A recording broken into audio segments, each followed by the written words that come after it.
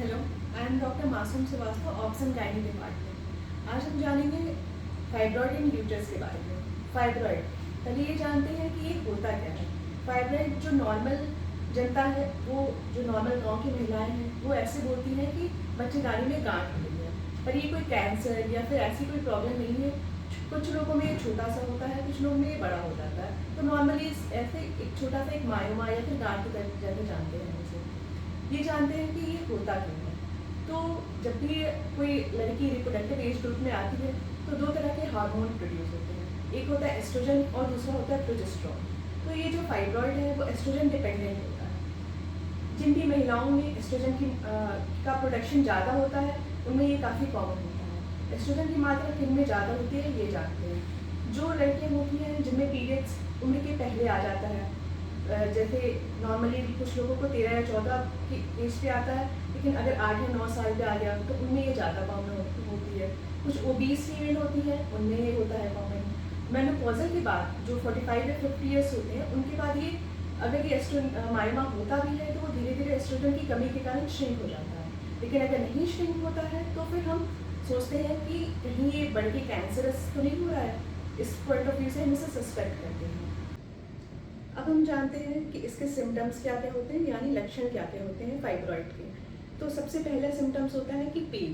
कुछ जो औरतें रहती हैं वो लगातार शिकायत करेंगी कि उन्हें बच्चेदानी के नीचे जो होता है लोअर एब्डोमेन पे उन्हें पेन हो रहा है, लगातार उन्हें पेन की शिकायत रहती है। और दूसरा फिर अगला सिम्टम्स होता है मेनोरेजिया, यानी कि महीने के दौरान ज़्यादा ब्लीडिंग होना।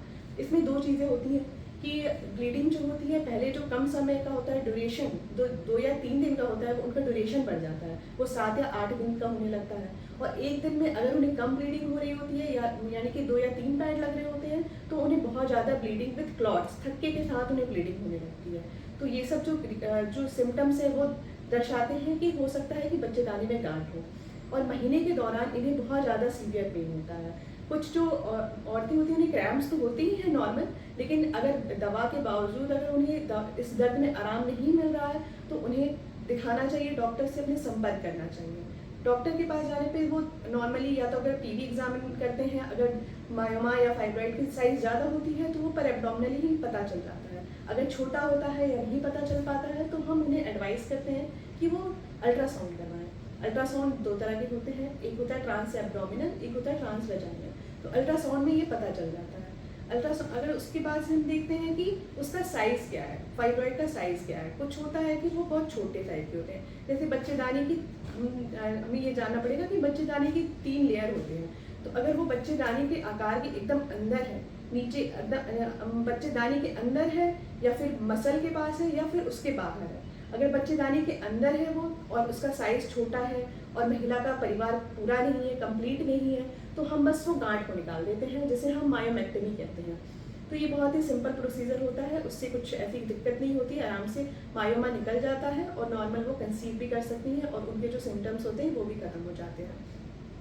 कुछ महिलाओं में सिम्टम्स, अगर जो फाइब्रॉइड है वो आगे की तरफ रहता है तो उन्हें प्रेशर सिम्टम्स आते हैं, जिसे बोलते हैं जैसे यूरिनरी प्रॉब्लम होते हैं, जैसे उन्हें बार बार ऐसा आगे लगेगा कि यूरिन उन्हें बार बार आ रहा है। अगर वो थोड़ी देर पहले करने आई है, फिर से उन्हें लगता है कि उन्हें फिर से यूरिन के लिए जाना है, या फिर कॉन्स्टिपेशन की दिक्कत हो जाती है। तो ये सब सिम्टम्स अगर किसी भी महिलाओं को है तो ये सोचना चाहिए कि हो सकता है कि उनके बच्चेदानी में गांठ है। ट्रीटमेंट के लिए एक मैंने आपको बताया कि मायोमेक्टमी कर सकते हैं। दूसरा ये है कि जैसे ये एस्ट्रोजन डिपेंडेंट है, तो कुछ आजकल दवाएं आ गई हैं जो कि एस्ट्रोजन एंटी एस्ट्रोजेनिक ड्रग के नाम से जाने जाती हैं। यानी कि ये ऐसी दवाएं हैं जो हार्मोन जिसके ज़्यादा प्रोडक्शन की वजह से ये हो रहा है, इसे ये कम करती हैं। तो पहले के ज़माने में ऐसी दवा नहीं मौजूद थी, तो जब भी फाइब्रॉइड ऐसा होता था तो बच्चेदानी निकाल दी जाती थी। लेकिन आज के ज़माने में ये दवा अवेलेबल है, तो अगर हमें पहले वो दवा दे के देखते हैं, अगर उससे वो कम हो जा रहा है, अगर 3 महीना चलाते हैं, फिर 6 महीना फॉलोअप करते हैं, अगर वो कम हो रहा है तो हमें ऑपरेशन करने की ज़रूरत नहीं होती है।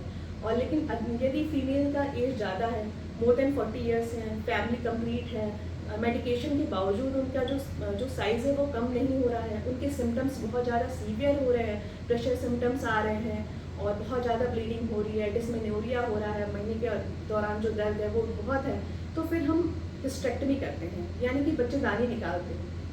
ये भी दो तरह के होते हैं, एक होता है ट्रांस एब्डोमिनल और एक होता है लैप्रोस्कोपिक। लैप्रोस्कोपिक होता है कि वो दूरबीन द्वारा होती है, ये काफ़ी सिंपल प्रोसीजर होता है, इसमें ऐसी कोई भी दिक्कत नहीं होती, दूरबीन द्वारा ऑपरेशन कर दिया जाता है, बच्चेदानी निकाल दी जाती है। और ट्रांस एब्डोमिनल है, ये तो पुराने ज़माने से चला आ रहा है, जो कि एब्डोमिनल पे इंसिजन दे के बच्चेदानी निकालते हैं।